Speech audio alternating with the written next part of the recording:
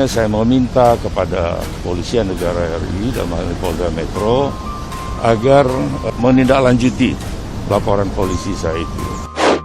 Saudara, jangan buka kasus yang tidak ada. Itu kasus-kasus yang dilaporkan oleh masyarakat, penistaan agama, penistaan ulama, kenapa kau nggak periksa dulu? Bung Imam Besar tampaknya panik bahwa kasus-kasus hukumnya mungkin akan dilanjutkan. Tapi karena saya betul-betul merasa terhina, dikatakan politisi yang berhaluan komunis. Itu kenapa Denny Siregar dibiarkan? Kenapa Ade Armando dibiarkan? Kenapa Abu Janda dibiarkan? Kenapa Guntur Romli dibiarkan?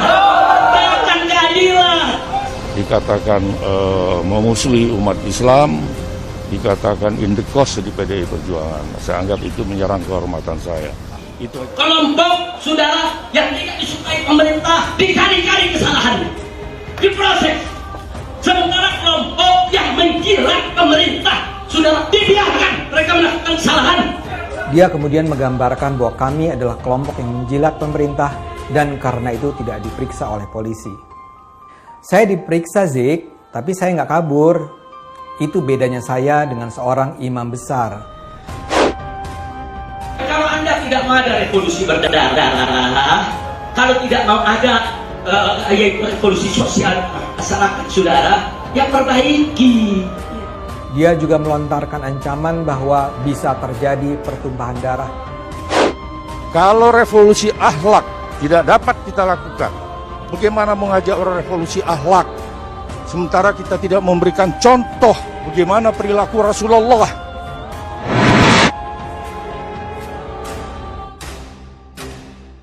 Negara itu melindungi segenap bangsa, itu tugas negara itu. Ya. Apakah dia ulama, apakah dia ini, apakah dia ini? Ketidakadilan itu bisa mengundang ada kelompok yang kalau saya salah dibiarkan. Bahwa pemerintah akan menindak tegas dan melakukan penegakan hukum bila kepada aparat keamanan. Pemerintah meminta untuk tidak ragu dan bertindak tegas.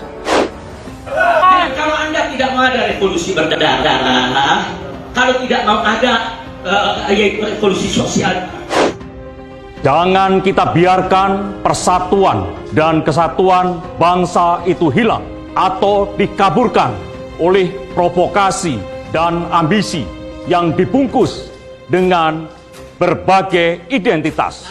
penistaan agama, penistaan ulama, kenapa kau nggak periksa dulu? Sejak kapan saya menista agama?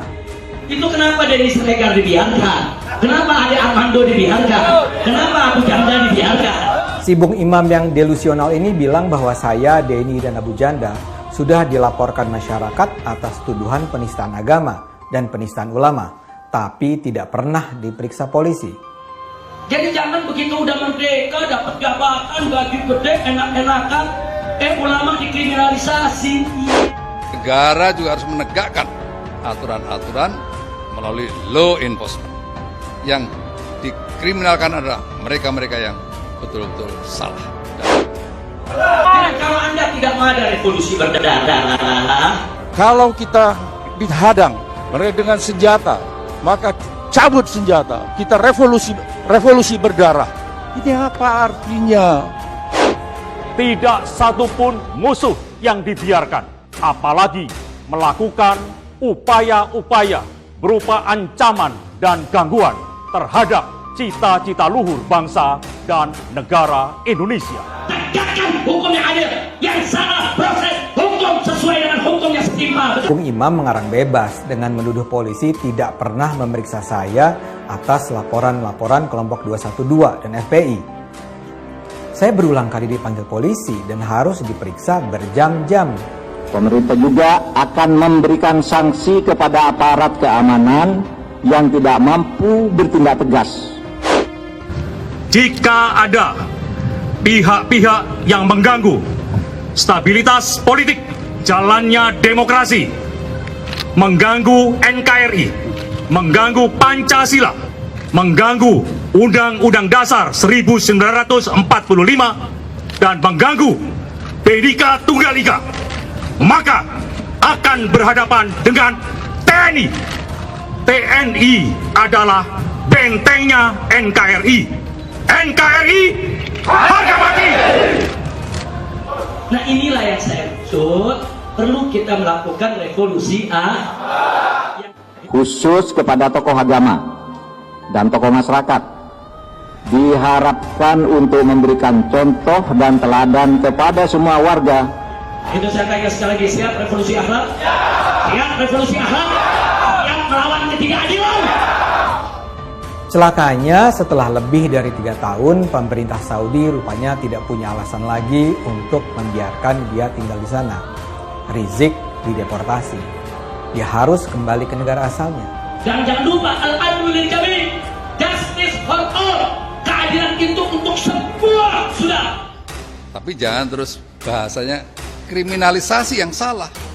Untuk membangun sebuah emosi, istilah-istilah itu dikedepankan. Dan itu artinya dia harus secara berani dan jantan kembali menjalani proses hukum. Indonesia adalah negara demokrasi, sehingga setiap warga negara mempunyai hak dan kebebasan untuk berekspresi, berkumpul, dan beraktivitas. Tetapi jangan lupa bahwa Indonesia juga adalah negara nomokrasi. Dalam kasus laporan penodaan agama, Bung Imam bahkan perlu lebih khawatir. Belum lagi kasus pelecehan adat Sunda. Pemimpin ingkar janji melulu, punya akhlak gak? Atau kasus pernyataannya bahwa Pancasila Soekarno ketuhanannya dipantat. Atau juga laporan pengacara Henry Yosodiningrat yang menuduh Bung Imam menghina dia sebagai politisi pro-komunis. Yang mengatakan bahwa saya ini adalah politisi yang berhaluan komunis, politisi yang memusuhi umat Islam. Buat rekaman menyambut saya datang, ditangkep, diborgol, dipenjara. Katanya melanggar disiplin militer. Atau penghinaannya terhadap umat Hindu, atau pelecehannya terhadap profesi Hansip. Cukong Cina, saudara, digotong-gotong, dibopong-bopong sama prajurit-prajurit Brimob. Katanya tidak sesuai Sabta Marga. Unyil. Siapa saja yang mengganggu persatuan dan kesatuan bangsa akan berhadapan dengan TNI. Hidup TNI! Hidup NKRI!